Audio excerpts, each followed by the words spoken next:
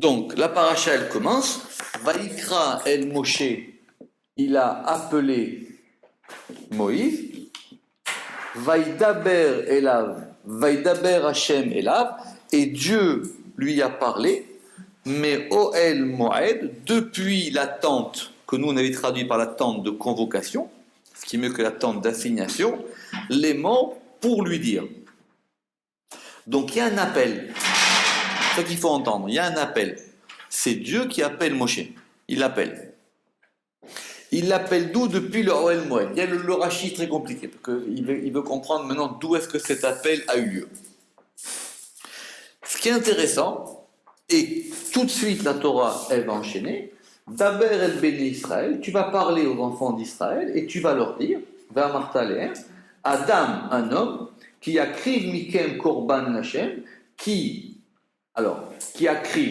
sacrifiera. Vous savez que ce terme, on y reviendra si Dieu veut, pas dans cette paracha, mais dans d'autres, que ce terme de korban, qu'on traduit par sacrifice, parce que c'est ce que les gens entendent, mais c'est faux, parce que korban, c'est littéralement un rapprochement. Les akriv, c'est rapprocher. Donc un homme, mais qui a fait le korban, et un korban, même en hébreu moderne, c'est devenu un sacrifice. Mais on ne sacrifie rien. Que sacrifier, ça voudrait dire qu'on détruit quelque chose. Je le sacrifie, quand j'ai fait un sacrifice. Alors, un homme qui apportera d'entre vous un korban pour Dieu, mina behema, depuis une behema, c'est-à-dire du gros bétail, ou min abakar, du menu bétail, ou minatson. Donc, dans le grand bétail, le petit bétail, enfin, dans le bétail, le grand et le petit, takrivou et korban echem, vous apporterez votre sacrifice. De quoi on parle ici? On parle des sacrifices volontaires. Parce que les autres, on a déjà parlé. Les autres, il n'y a pas à discuter. D'accord? Donc, c'est si un homme veut apporter un sacrifice. Pourquoi? Parce qu'en dehors des sacrifices obligatoires, qui eux étaient payés avec la caisse commune. D'accord? Qui eux étaient payés avec la caisse commune. Donc il y avait une caisse commune pour les sacrifices journaliers. Il y avait après des sacrifices qui correspondaient à des fautes. Si un homme il fait une faute, alors il doit amener un sacrifice. Ceux-là, ils sont obligatoires, mais ils ne sont pas quotidiens. Et après, il y avait des sacrifices volontaires. Un homme, il dit, je vais amener un korban au Beth Amikdash. Il a le droit. D'accord? Donc il décide d'amener un korban. Il dit, je veux faire plaisir à la synagogue, je veux amener un sacrifice. Donc la Torah donne les règles de qu'est-ce qu'il doit apporter, comment il doit l'apporter, comment il doit faire. Et évidemment, ce n'est pas le même type de sacrifice. Ce sacrifice-là, ici on va voir, donc la parashat de Vaïkra, elle va développer les détails de ces sacrifices, et elle va commencer par un sacrifice qui s'appelle le Ola. D'accord? Le Ola, qui veut dire qu'il monte. Un Ola, c'est qu'il monte, et qu'on traduit en français par l'Holocauste. Vous savez pourquoi on l'appelle l'Holocauste en français? C'est une bonne traduction. Ça. Exactement, parce qu'il est entièrement consumé. C'est-à-dire qu'il n'y a aucune partie, ni pour le Kohen, ni pour la personne. Il y a des sacrifices où on me dit je fais un sacrifice, il y a une partie qui va aller sur ce qu'on appelle le Mizbeach, l'autel, et il y avait plusieurs autels. Il y a une partie qui va pour le Kohen, ou le Lévi, ou les deux, et une partie qui va pour l'homme. D'accord? Par exemple, le Korban Pessah, le sacrifice de Pessah, qui est un sacrifice obligatoire, qui lui ne dépend, c'est un sacrifice pour la personne. C'était un Korban par famille. Chaque famille devait amener un Korban, ou même on pouvait s'associer à plusieurs familles pour faire un Korban. Donc on se met à 10, 15, 20, 30 et on achète un korban parce qu'il fallait que chacun puisse en manger un kazaït et il fallait pas qu'il en reste. Donc on comptait pour faire ce korban, mais ça c'était indépendamment des sacrifices liés à la fête de Pessah. En tout cas, le korban Pessah, c'est un sacrifice. D'accord? Ok, alors maintenant, on veut comprendre c'est quoi cet appel? Ah ça. Dieu, il appelle Moïse, Vaïkra. C'est quoi cet appel? C'est quoi? On a compris, on a monté un Mishkan. On a compris que la résidence divine, maintenant, elle est liée en bas et en haut. On a compris qu'il y a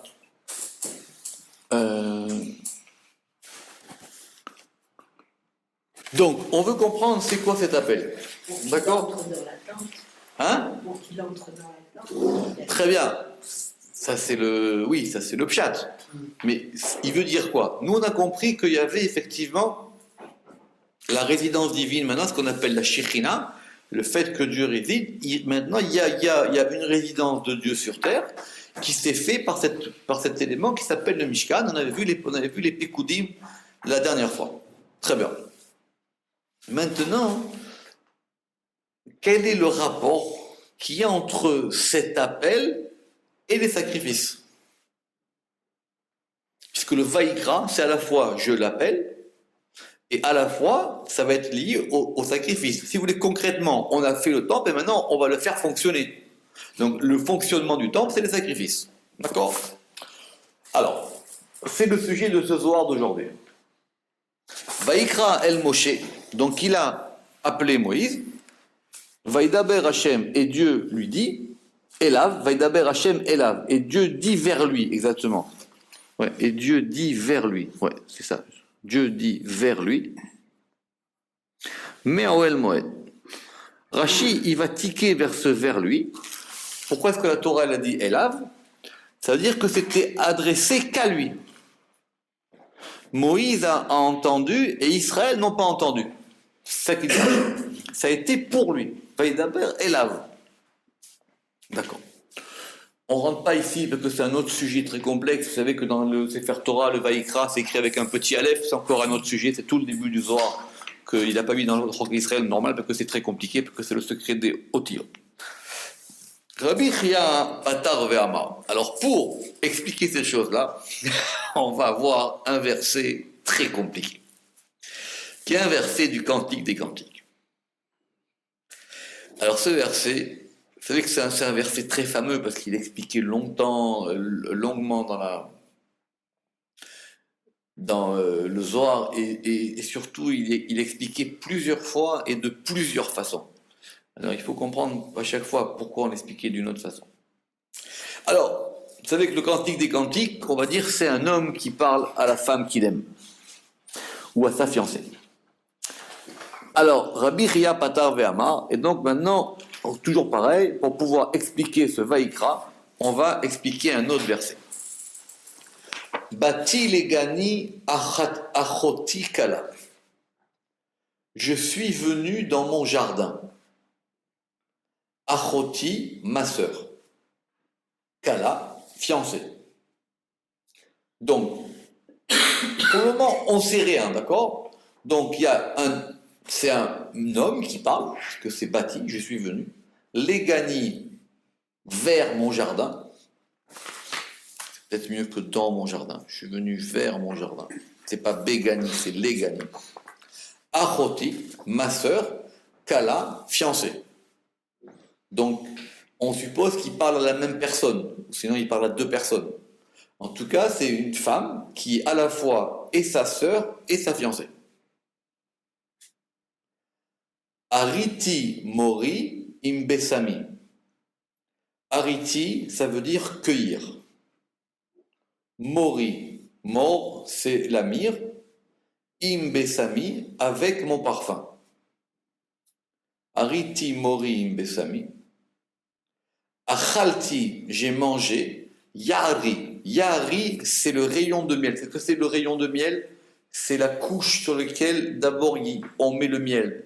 Enfin, c'est quand on retire le miel de la ruche, c'est là où il y a les alvéoles, ça s'appelle le rayon de miel. C'est le yari, le yar en hébreu. J'ai mangé yari imdivshi avec mon miel. Shatiti yeni, j'ai bu mon vin, im halavi, avec mon lait. Ichlu ra'im, manger compagnon. Shetu veshihru dodim, buvez et enivrez-vous, amis. Pour ceux qui sont hébraïsants, il y a une différence qui est entre Re'im et Dodim. D'accord? Donc, c'est un homme qui parle. Il dit, je suis venu dans mon jardin. Ok, 2 points. Il a fait 3 actions. Première action, il a cueilli, Ariti. Deuxième action, Achalti. Troisième action, Shatiti. Dans ces 3 actions, il a mélangé 2 éléments à chaque fois. D'accord? Il a mélangé quoi? Morim Besami, Yerim Defshi, Shatiti Yana Yenim Khalavi. Donc il y a 3 verbes et 6 sujets. Et chaque verbe s'applique à la conjonction de 2 sujets. Et une fois que tout ça est fait, à ce moment-là, c'est apparemment le même locuteur, il parle et il dit Ikhlou Raïm, manger Raïm, c'est les compagnons, Shitou Veshihlou Dodim, buvez et enivrez-vous, mes amis. Dodim, c'est les amis. Le Zohar, c'est basé sur un autre Zohar, mais il faut comprendre que Réa et Dod, Réa, Re'im Aouvim. Quand c'est ensemble. Non, Réa et Dod sont 2 degrés. D'accord? Alors on va dire qu'il y en a un qui est plus fort que l'autre. D'accord? Mais c'est 2 degrés différents. Re'im Aouvim. Vous savez qu'on dit Re'im Aouvim dans les Shiva Brachot, ça veut dire mes amis aimés. Re'im. Mais c'est un autre Zohar qui va expliquer ça, qui dit qu'il y a 2 degrés, puisque à une première catégorie, il leur donne qu'à manger, et la deuxième catégorie, il leur donne à boire. C'est marqué dans le verset. Il dit Ikhlou Raïm, mangez mes compagnons, Shitou Veshihlou Dodim, buvez et enivrez-vous Dodim. D'accord? Le Zohar, il va comprendre qu'il y a un qui est plus proche que l'autre. Donc le compagnon, c'est plus proche que l'ami. Le dot, c'est famille, plus lié. Dod, c'est en hébreu moderne que ça a fait l'oncle ou la tante, Oui. d'accord? Dod ou Doda, mais ici Dodi, d'accord? Il y a marqué les Chadodi. Oui. Les Chadodi, c'est pas mon oncle, d'accord? Les Chadodi, ça veut dire, en général, on traduit tout par mon aimé.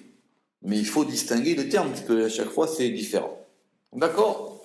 C'est une notion de proximité, quoi. Oui, mais il faut juger de la proximité. D'accord? C'est laquelle qui est la plus proche ou la moins proche. Je vous dis, c'est un verset très compliqué et qui est expliqué plusieurs fois de diverses manières.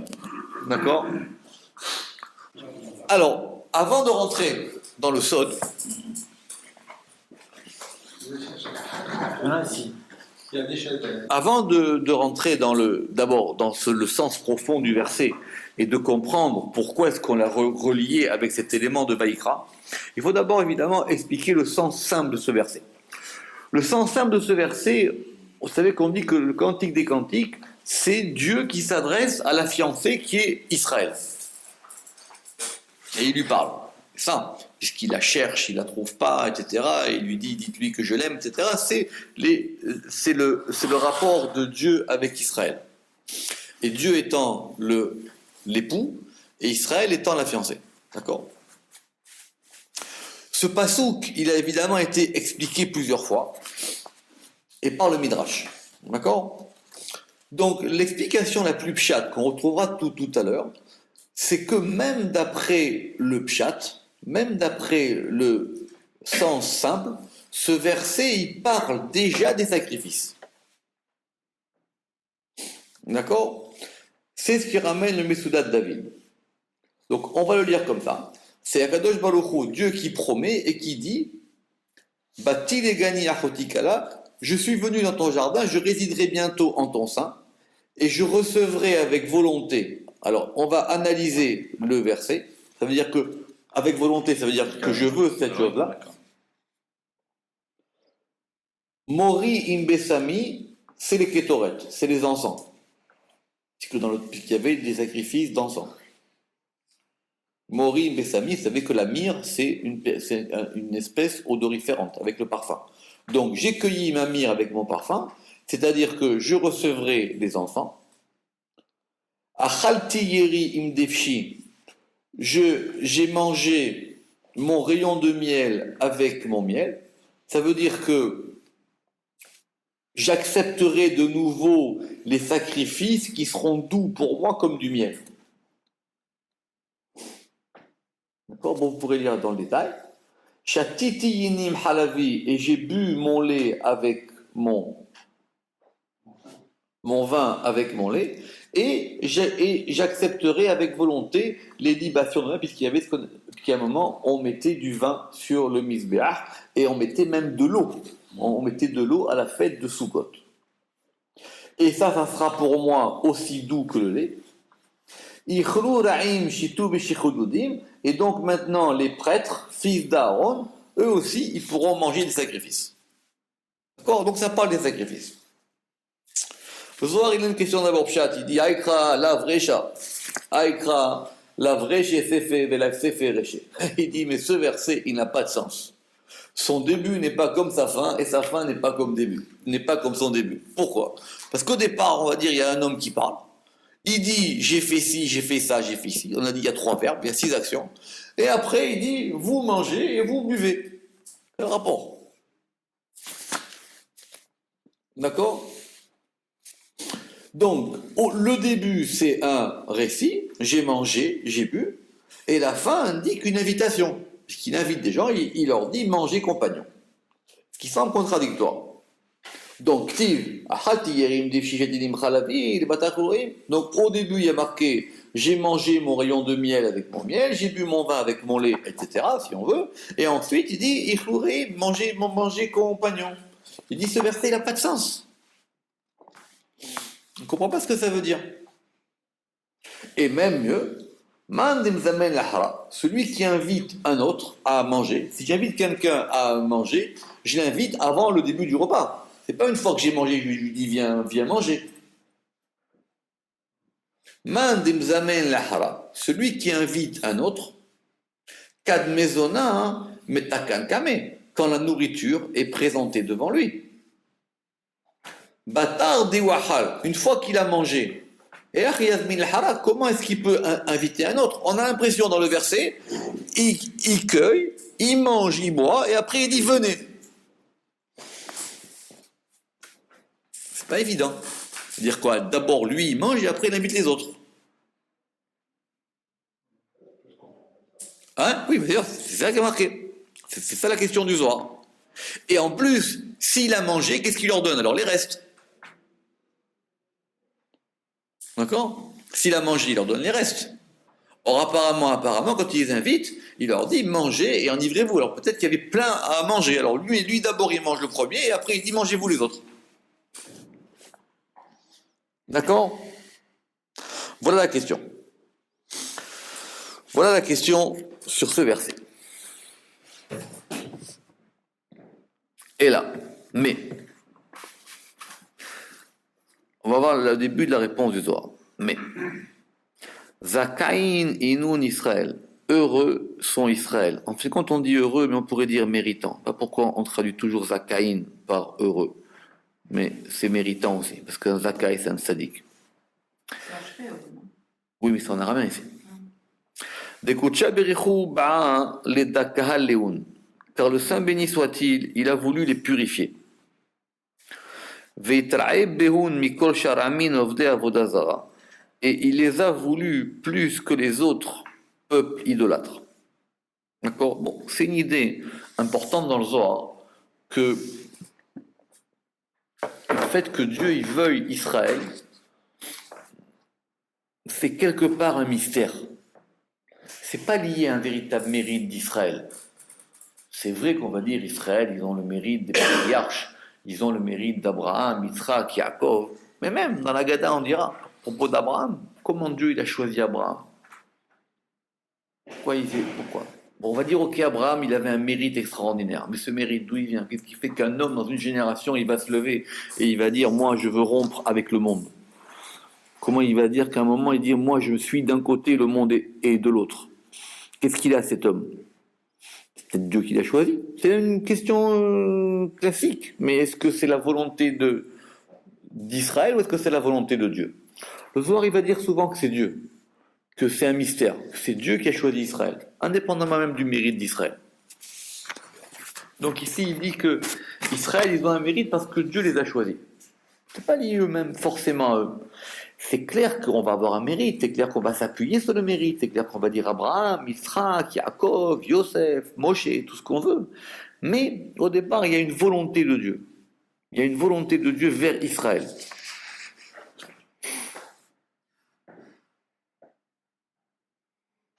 Bon, c'est dit sur un verset qui s'appelle Ki Yaakov Bachar Loya, d'accord, qui est expliqué dans le Zohar aussi. Bon, en tout cas, ici, on va reprendre ce problème par un autre aspect. Dieu, il veut Israël, c'est sûr, mais il les veut pour deux raisons.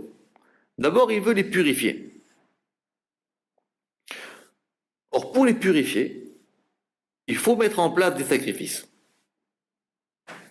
Puisqu'effectivement, la chose qui peut purifier un homme, c'est les sacrifices.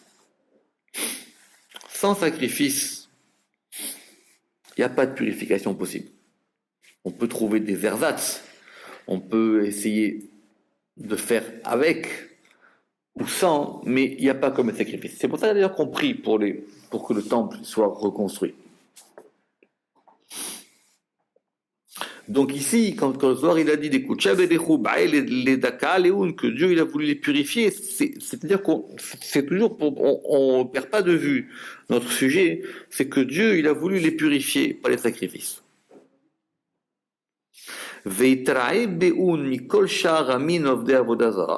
Et il les a voulu plus que les autres peuples idolâtres.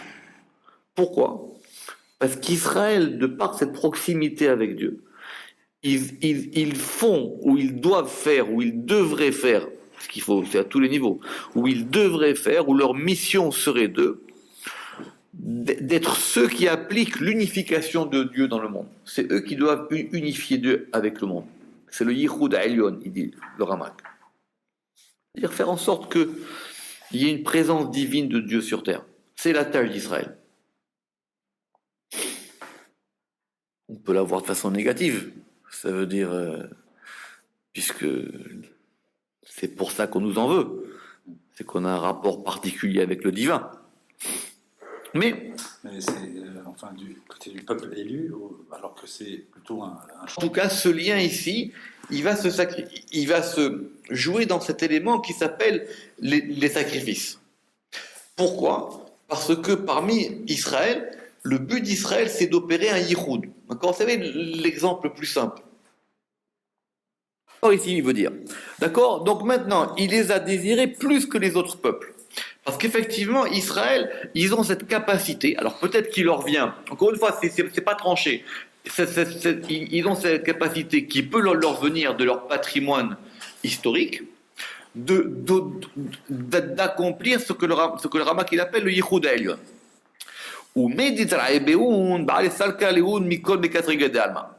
Et puisqu'il les a voulu, il a voulu les éloigner de tous les accusateurs du monde. C'est-à-dire quoi?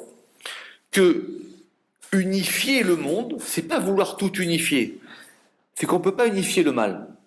Le mal, il y a une part du mal qui est pas unifiable. Il y a une part du mal qui est un reste, qu'on n'a pas à calculer. Il y a une part qu'il faut brûler. Il y a une part du mal qu'on doit enlever. C'est ça que Zohar dit ici. Et puisqu'il les a voulu, il a voulu les éloigner de tous les accusateurs du monde. Ok, ça c'était pour l'introduction générale. C'est être lié à l'unification du côté de l'intériorité. On ne peut pas forcément unir l'extériorité. C'est ça que Yaakov il a dit à Esav. Il a dit, écoute, moi je te laisse. Enfin, il lui dit, moi je veux l'intériorité et l'extériorité. Mais si tu veux l'extériorité, je veux bien te la donner aussi. Bon, c'est un Zohar là-bas qu'on verra, si Dieu veut, quand on refera cette histoire de Yaakov et Esav. Tachazé. Alors maintenant, viens voir. On va quand même remettre toutes les choses clairement. Batard dit Abid Mishkana. Donc il y a deux versions, d'accord, c'est qui est écrit entre parenthèses, ça c'est la version alternative. Après que le tabernacle fut fait, ou Beyoma Ditke Mishkana et Tata, et le jour où fut élevé le tabernacle en bas, Beaou Yoma Iteke Mishkana Hara Le'elaime. Avec lui fut élevé un autre tabernacle en haut. Parce qu'il n'y a pas de raison que s'il y a un Mishkan en bas, il n'y ait pas un Mishkan en haut. Si Israël, ils ont ce rôle d'unification, Ce qu'ils font en bas, ça correspond à quelque chose qui est en haut. Il y a un rapport du bas avec le haut. Donc il y a deux Mishkan. Il y a un Mishkan en haut et il y a un Mishkan en bas. Et d'où on l'apprend? Simplement que Dirtiv, parce qu'il est écrit Ukam à Mishkan. Le tabernacle fut élevé.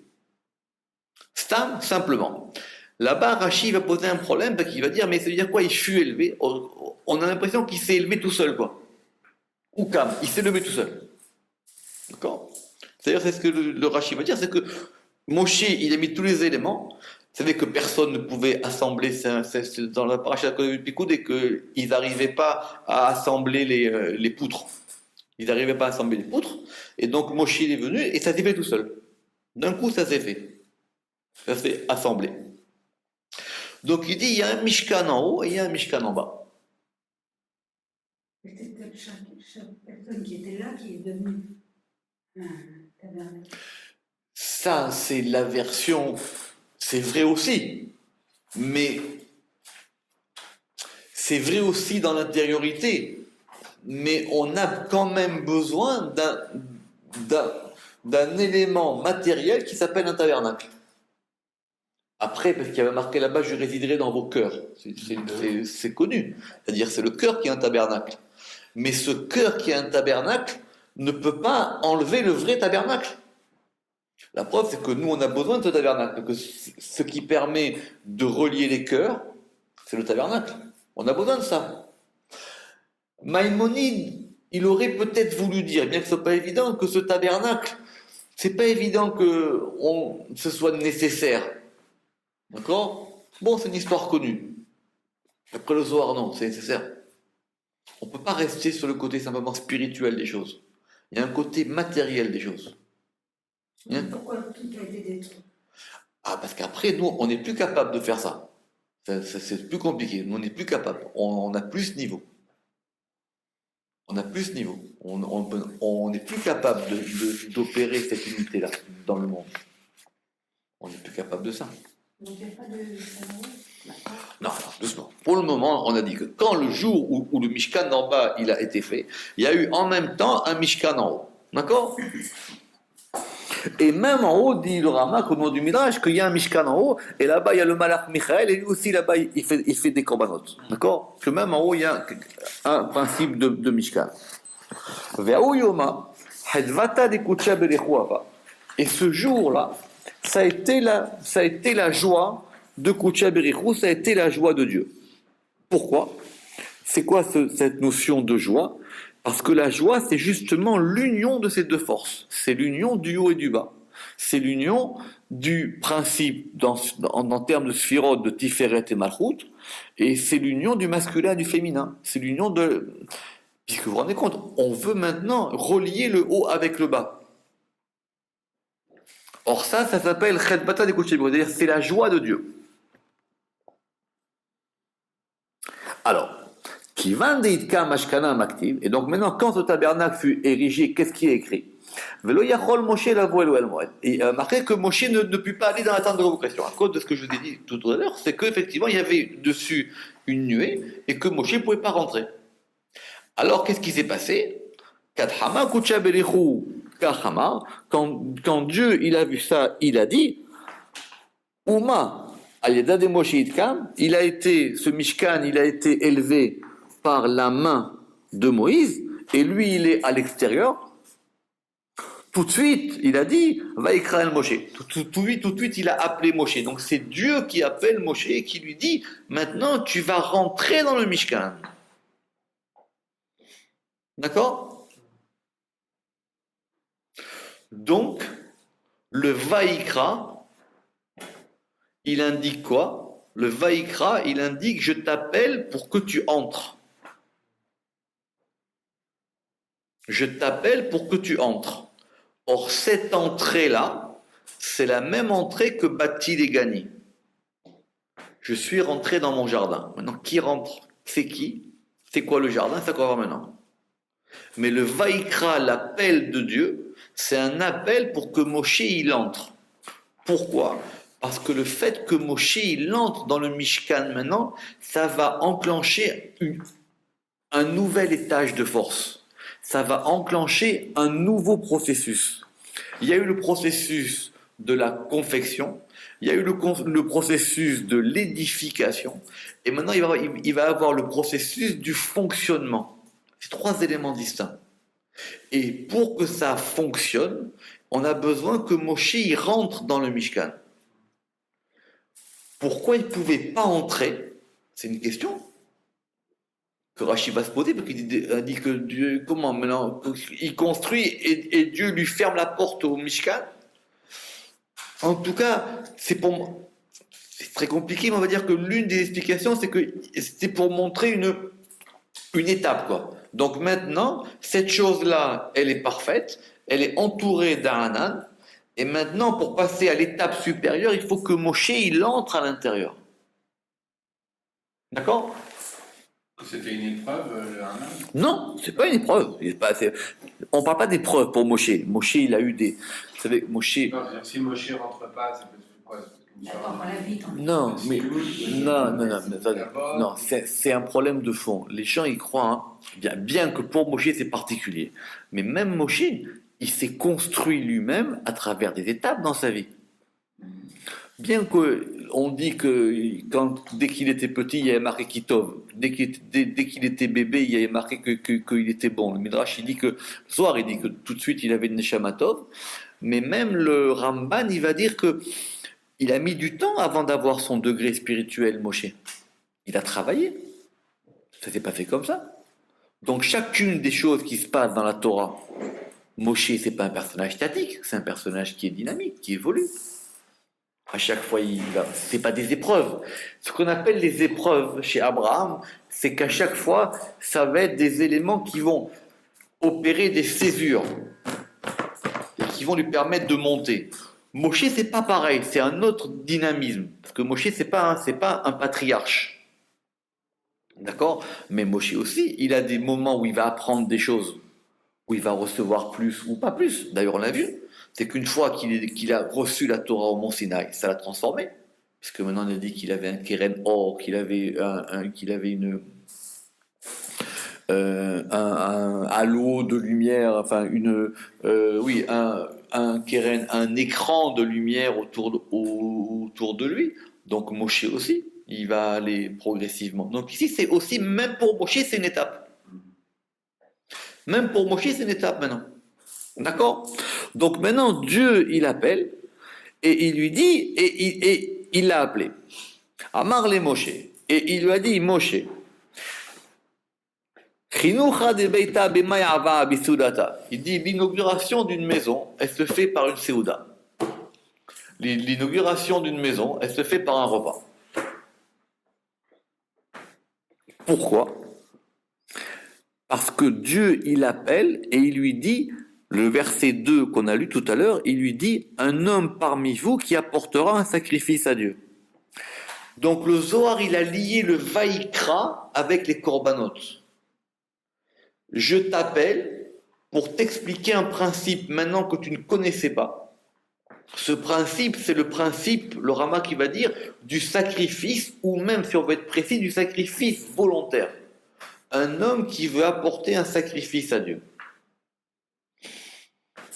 Donc, c'est pas que Dieu il apprend une règle de bienséance, que quand on inaugure une maison, il faut faire un repas. On n'a pas besoin du Zohar pour ça. Je le sais déjà, sans le Zohar.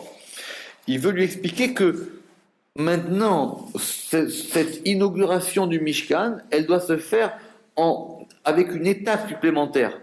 Cette étape supplémentaire qui fait qu'on a construit un pont entre le haut et le bas. Ce pont entre le haut et le bas, pour qu'il fonctionne maintenant, j'ai besoin que ça passe par un élément qui va s'appeler un repas.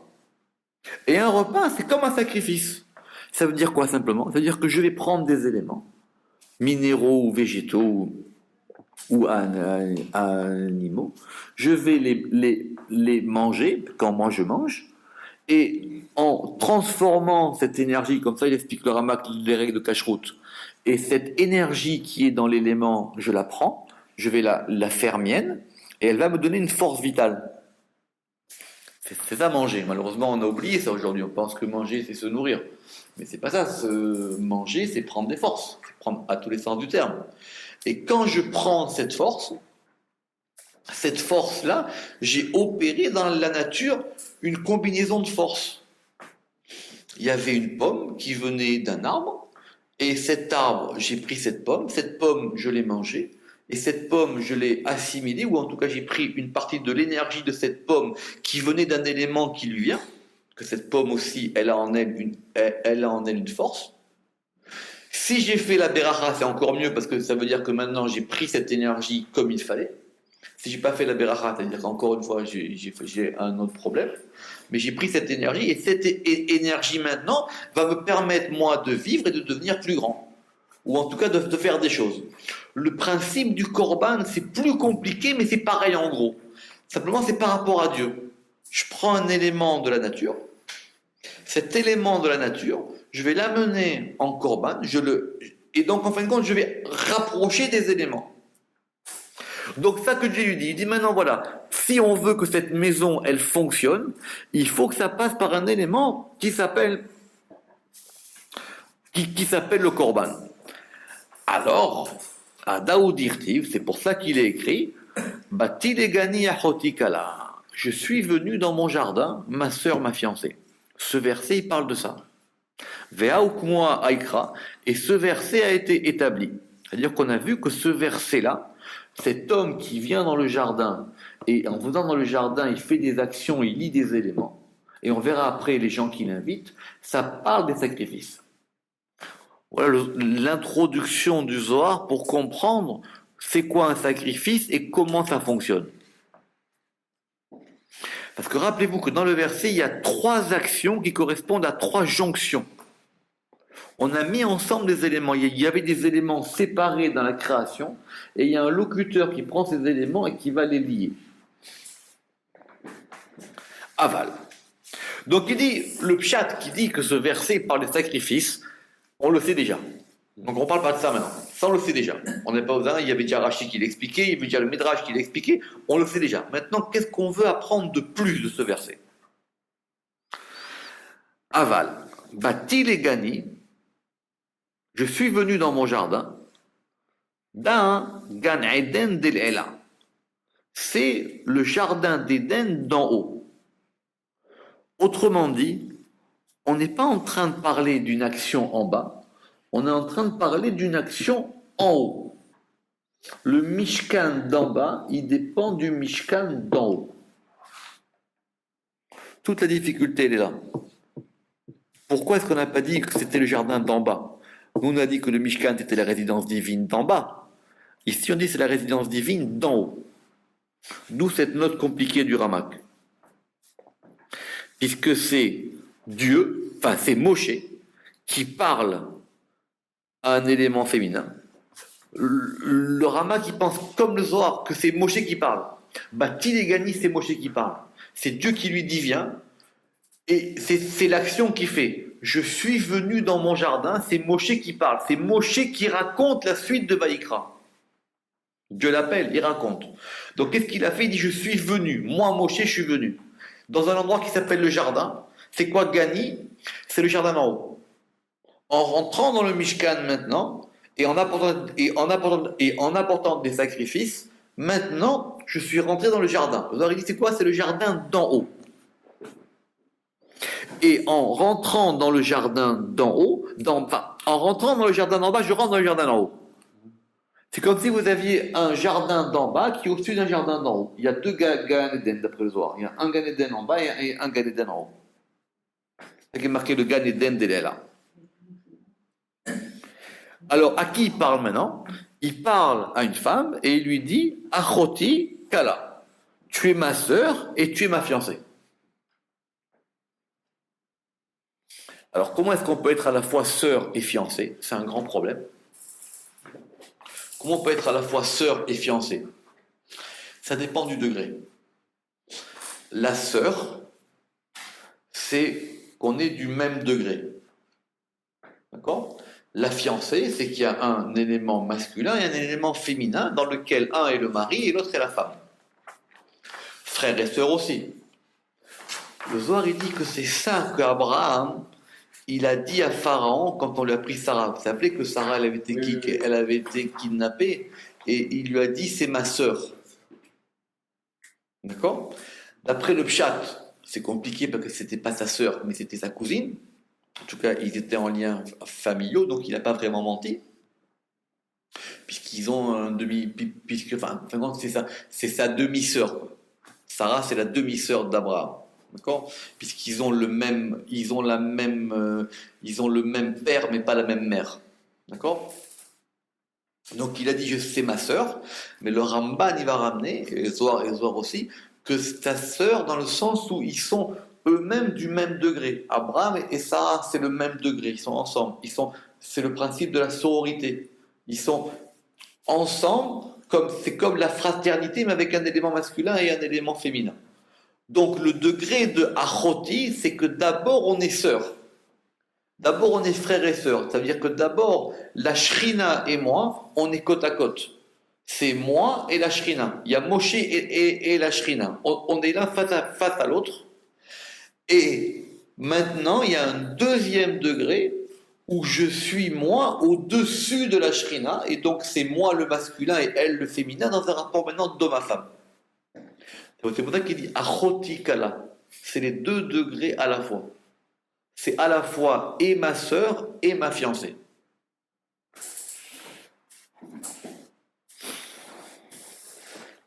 Alors, Achoti Kala, qui c'est l'Assemblée d'Israël. Parce que l'Assemblée d'Israël, par rapport à Dieu, ou par rapport à Tiferet, ou par rapport à Moshe, soit elle est d'un même degré, ou soit elle est maintenant comme une femme par rapport à son mari.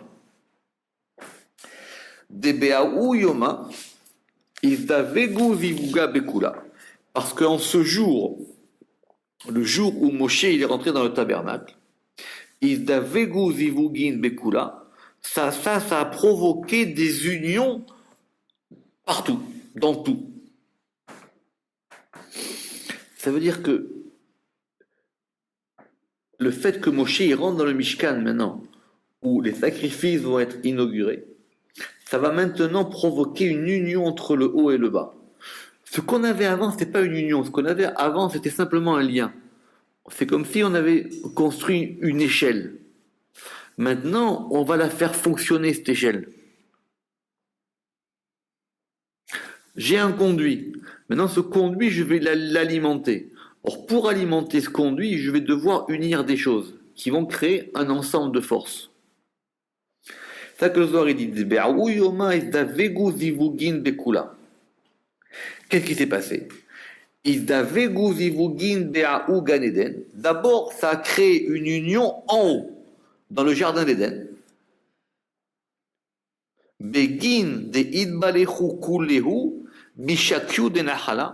Pour que tous les degrés, pour que tous, c'est les degrés que j'ai rajoutés, soient bénis par l'irrigation du fleuve. Ça veut dire que il a opéré, en rentrant là-bas, Moshe, il a opéré une union en haut. Cette union, elle fait qu'il y a un flux. Ce flux, il s'appelle le fleuve dans le Zohar, il s'appelle Bina. Et ce flux, maintenant, il va alimenter tout. Autrement dit, il a ouvert un robinet. Un robinet, il a ouvert une source. Il a ouvert une source entre le haut et le bas. Mais ça commence par le haut. Et en ouvrant ce degré de cette source-là, et que chacun soit lié à l'autre, il a opéré des liaisons. Et c'est pour ça que le verset il dit Bati Gani, je suis rentré dans mon jardin. Achotikala, maintenant j'ai établi deux types de rapports avec la résidence divine ou avec la Shrina ou avec l'Assemblée d'Israël. Et maintenant que j'ai fait ça, je vais opérer des liaisons. C'est quoi ces liaisons?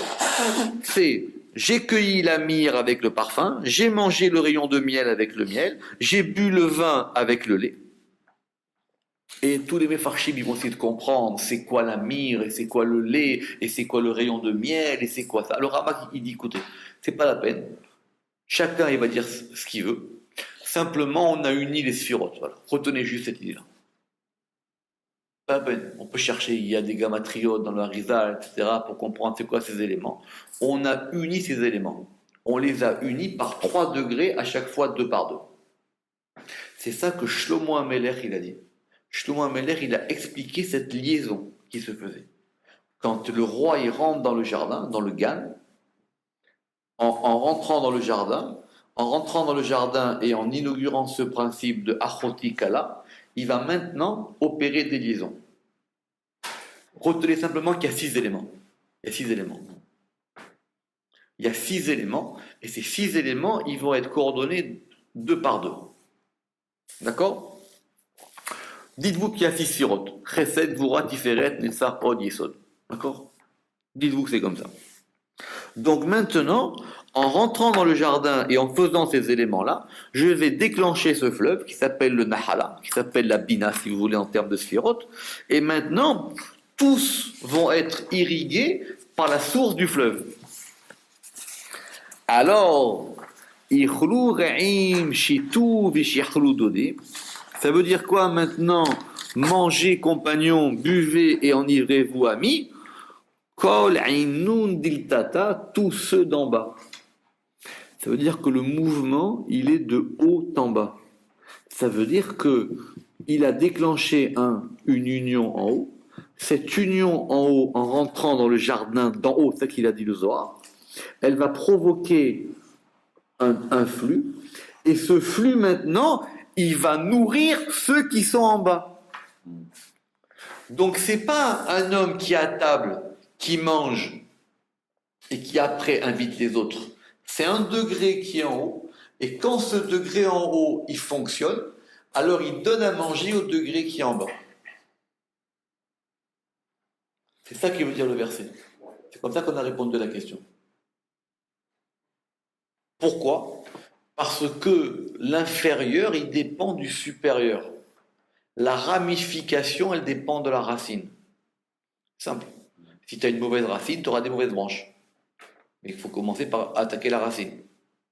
Vaut mieux. En général, on s'occupe que des branches. Nous. On ne veut même pas voir la racine. Mais il faut s'occuper de ça.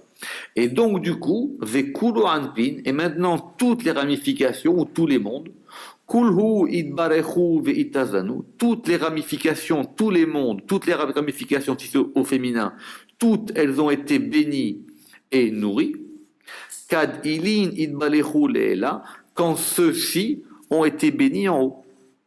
Quand les degrés en haut, ils ont été maintenant, ils ont reçu ce qu'ils devaient recevoir, alors maintenant ça va provoquer un influx qui va aller vers le bas. Mais c'est les degrés inférieurs qui dépendent des degrés supérieurs. C'est Moïse, il rentre. Quand il rentre dans le Mishkan, c'est lui qui provoque cette unité. Tout à fait. C'est ça la question. C'est que maintenant, tout à fait. C'est que la question, c'est que ça se fait par le bas. Donc c'est lui qui rentre en bas. En rentrant en bas, il provoque quelque chose en haut. Et cette quelque chose d'en haut, elle va faire redescendre un élément en bas. Donc, c'est compliqué. C'est le bas qui déclenche le haut. Et pas l'inverse. Mais c'est le bas qui déclenche le haut et le haut qui donne au bas. Khazak, c'est exactement ça le principe. Ubema midbarhan ou midbasman, et par quoi sont-elles bénies et parfumées? Alors parfumées, on va voir après, c'est un terme dans le Zohar. Kulehu bereha de korbana, toutes par l'odeur du sacrifice. Alors vu que vous avez posé cette question, on va lire la note 25. Parce que j'ai mis un peu, j'ai dit je laisse ça au lecteur qui se débrouillera avec ça. Parce que même dans le Ramak, c'est pas clair. L'odeur du sacrifice, elle monte par les ramifications et les palais, c'est-à-dire ça va monter, ça monte. C'est pourquoi l'odeur, parce que l'odeur, il y a marqué Riach Nechoach chez l'Hachem, que Dieu, c'est simplement par rapport à l'odeur. C'est pour ça que la bracha de l'odorat est très importante. D'accord? Sur les Bessamim. Oui. Parce que l'odeur, c'est ce qui est le plus lié à la Neshama, quelque part. Ça va monter jusqu'au le degré le plus bas des degrés d'en haut, qui est le degré de la Malchut. Et après, et ça monte encore plus haut, Et après, l'influx, il va descendre selon la voie de la montée de l'éveil. Ça, on ne peut pas tout comprendre. C'est ça qui, dans la vie, il vaut mieux avoir. Mais c'est la voie, c'est quoi? Il y a eu un éveil d'en bas. Cet éveil d'en bas, il a créé un conduit pour une montée. Cette montée, ça va faire monter les choses. Et maintenant, comme ce conduit, il a été fait, ça va provoquer quelque chose en haut. Et après, ça redescend par le même canal. Par le canal que toi, c'est assez simple. C'est ce qu'elle dit la Gemara, elle dit par la mesure que toi tu mesures, Dieu il te mesure. Par le canal que toi tu fais, tu reçois. D'accord? C'est finalement très simple. Dire que toi tu ouvres un conduit, selon le conduit que tu ouvres, ce conduit monte, et c'est par ce conduit-là que tu reçois.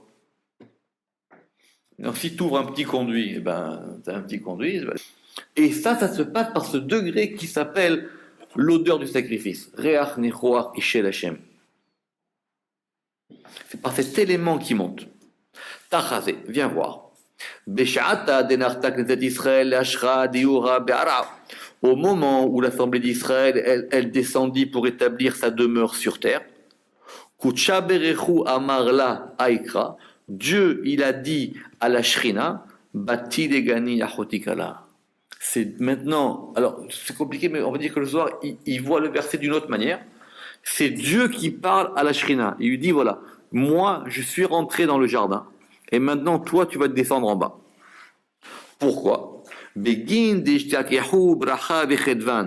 Pour que les bénédictions et la joie se trouvent dans tous les mondes, et elles se trouvent parfumées. Les nafkamina bilhan nekula, pour faire sortir d'elles bénédiction pour tous. C'est-à-dire que maintenant les brachot, elles vont être en bas. Pour pas aller trop vite, c'est quoi cette notion de parfum dans le Zohar? La notion de parfum, parfumer une chose, c'est la même notion que le tikkun. C'est arranger une chose. Parfumer dans le Zohar, c'est comme arranger. Pourquoi? Parce que quand on parfume une chose, on va lui enlever son mauvais côté. On lui donne une bonne odeur. On enlève la mauvaise odeur de la chose. Or, la résidence divine, la shrina dans le monde, des fois elle marche, des fois elle ne marche pas. Pourquoi elle ne marche pas? Parce qu'il y a des accusateurs, parce qu'il y a du din, parce que nous, on met des murs, parce que nous, on empêche les choses de se faire. Ou même peut-être pas que des fois Dieu ne veut pas.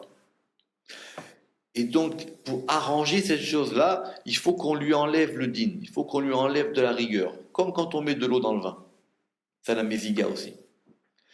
Et ça s'appelle le idbasma. Ça s'appelle effectivement le principe du parfum de la chose. C'est ça qu'on a parfumé. C'est-à-dire ça veut dire qu'on a fait que la résidence de Dieu dans le monde, maintenant, elle se fait bien. Elle ne se fait pas du côté de la rigueur. Ou en tout cas, il n'y a rien qui l'empêche. Alors, décade, parce que Ilin, Shtin, Idbarechan, quand c'est 6, c'est quoi ces 6? Ce sont les 6 éléments du verset. La myrrhe et le parfum, le rayon de miel et le miel, le vin et le lait, qui correspondent aux 6 sirotes, d'accord? Ne me demandez pas lesquels, parce que personne n'est d'accord dans cette histoire-là. Donc chacun il a une opinion. Il va te dire que c'est Netzach et Od, etc. Bon, c'est très compliqué, on ne va pas rentrer là-dedans. Mais quand ces 6 éléments-là, ils sont bénis. Donc quand ces 6 éléments, ils sont liés ensemble, Kedin, Kulewalmin, Idbarhan, ainsi tous les mondes sont bénis ensemble en bas, Ve'idbarhan Leila, et ils sont bénis en haut. Parce que c'est la bénédiction d'en bas qui amène la bénédiction d'en haut. T'imagines cette force? C'est la bénédiction d'en bas qui amène la bracha en haut.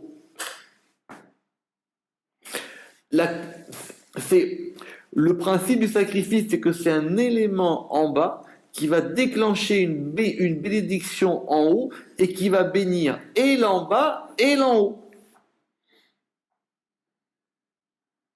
Et ça, c'était la force d'Israël dans les Korbanot. C'est la force, effectivement, c'était ça la force du Beth Amikdash.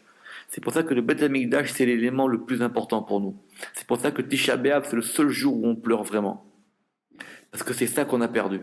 On a perdu le lien qu'on avait avec le haut. C'est pas une idée. Pas qu'on avait, on avait un joli bâtiment et on l'a détruit. C'est pas qu'on a perdu la souveraineté. C'est qu'on a perdu ce lien.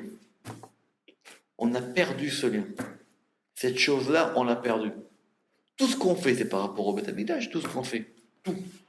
Et alors après, et donc du coup maintenant, où Knesset Israël, le Rama qu'il a la Knesset Israël comme version, et Israël, Idbarichu Mekulu, et Israël, ils sont bénis par tous. Parce que c'est eux qui ont causé cette unification de tout. Par cet élément-là qui s'appelle le Korban. Baruch Adonai Leolam, Amen ve Amen.